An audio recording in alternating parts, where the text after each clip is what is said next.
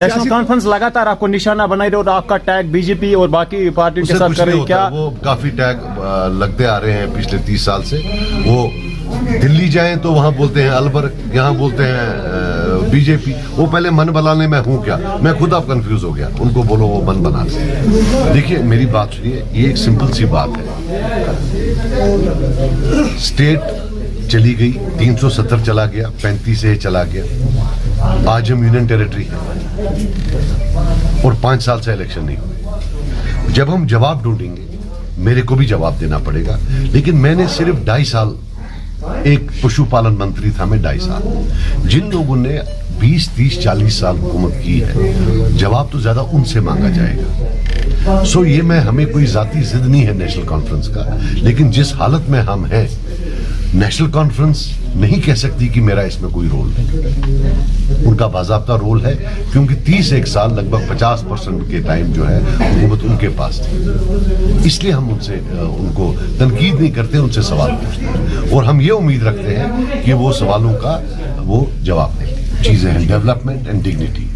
Development होता है आपकी economic packages. As I said, मेरा ख्वाब है जो जम्मू कश्मीर के लिए, I see it in the long term as horticulture based, कि इसमें horticulture, some sort of agriculture, biotechnology which means aromatic plants, medicinal plants, ये बहुत बड़ी इंडस्ट्री जिसमें थाउजेंड्स ऑफ करोड़ का टर्नओवर हो सकता है। और दूसरा टूरिज्म। मेरा main focus our as a party is to get as much funds as possible for development of these two sectors. फिर दूसरा है डिग्निटी। डिग्निटी है, हम समझते हैं कि जो जम्मू कश्मीर का बच्चा है उसको आप उसी कानून से तोलिए जो गुजरात के बच्चा, कर्नाटका का बच्चा, दिल्ली का बच्चा हो।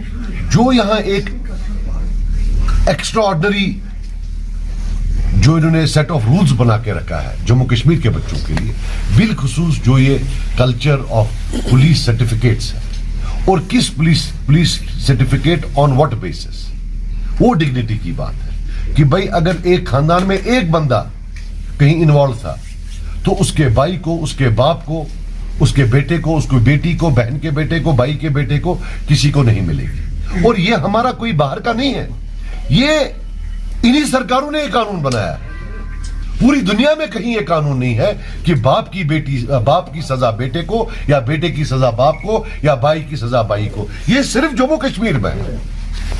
जवाब हम चाहते हैं कि आज जो नौजवान है, आपको नहीं पता, मुझे नहीं लगता आपको प्रॉब्लम है या नहीं, लेकिन हमारे पास सैकड़ों प्रॉब्लम रोज आती है, डजन्स ऑफ देम, जहां बच्चे को नौकरी मिलती है लेकिन उसको पुलिस सर्टिफिकेट नहीं मिलती है। वो बोलता है सर मैं तो तब पैदा ही नहीं हुआ था जब मेरे फादर से कोई गलती हुई। Is anybody talking about it? ये इशू नहीं है क्या? Emotional slogans are over.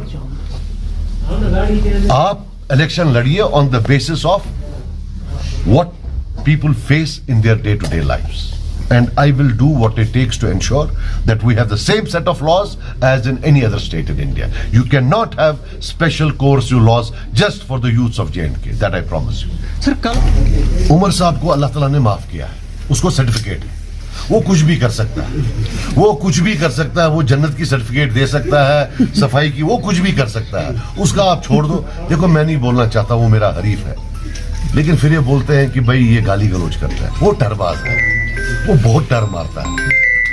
अब ये मुझे आप बताओ, वाजपेयी साहब और मोदी साहब में क्या फर्क है? वाजपेयी साहब ने इंटरनल ऑटोनॉमी का रेजोल्यूशन रिजेक्ट नहीं किया। वाजपेयी साहब ने पार्लियामेंट में नहीं बोला अगर हमारे पास बहुमत होता तो हम 370 को हटा देते। उनके टाइम में क्या कई बड़े कांड नहीं हुए, उन्हें कोई एक्शन लिया क्या? कौन सा फर्क है? मीन्स कि उमर साहब का जो मसला है बीजेपी के साथ, ये आइडियोलॉजिकल नहीं है, ये पर्सनल है। उनका प्रॉब्लम हिंदुत्व से नहीं है, उनका प्रॉब्लम यह है कि उनको मोदी जी शायद घास नहीं डालते हैं, वाजपेयी साहब घास डालते थे। कल कोई और आएगा, वो घास डालेगा, उधर चले जाएंगे। इसमें क्या है? देख रहे हैं, मैं कह रहा हूं कि अगर वो ला सकते हैं, सिर्फ लोगों को बोले कि कैसे लाएं। एक जो है आईनी रोड मैप दे कि वो कैसे लाएंगे, क्योंकि देना पार्लियामेंट ने है, देना पार्लियामेंट में। तो मैं आपको बता दूं कि मुझे याद है आज से 2 साल पहले, 1.5 साल पहले, मुझे एक वर्कर आया, बोला सर हमने सुना है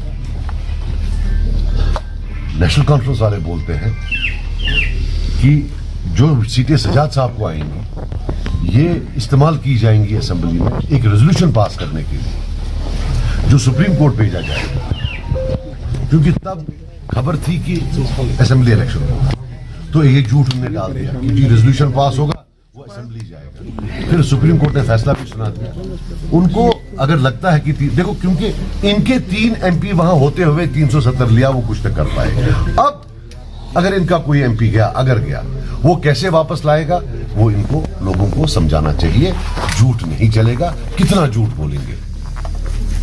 मुझे लगता है आपकी मर्जी है ना जाए, तो मेरी भी वही मर्जी है। तो सजाद साहब, मैं आखिरी सवाल पूछना चाहूंगा कि यार आप सवाल इट्स क्लियर नाउ कि PDP और NC आप साथ नहीं जा रहे हैं, लेकिन साथ में ये भी कहा जा रहा है कि सजाद साहब के कुछ जो लाइक माइंडेड लोग हैं शायद सजाद साहब का साथ देंगे, जैसे अल्ताफ साहब या बशर, कहीं और भी इन कैंडिडेट्स या लोग हैं पॉलिटिकल लीडर्स, क्या उनमें कुछ कन्वर्सेशन उनके साथ चल रही है कि at this point of time? देखिए, अभी जो मैं यहाँ बैठा था, हमारे कलारूस के लोग थे, गरीब तबके से थे, मैं इनके साथ कॉन्वर्सेशन कर रहा था।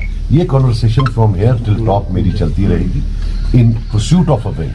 हम तो किसी के पास भी जाएंगे और उसको बोलेंगे। सो ये वो कम्युनिकेशन तो होती रहती है, लेकिन किससे वो मैं इस वक्त बयान नहीं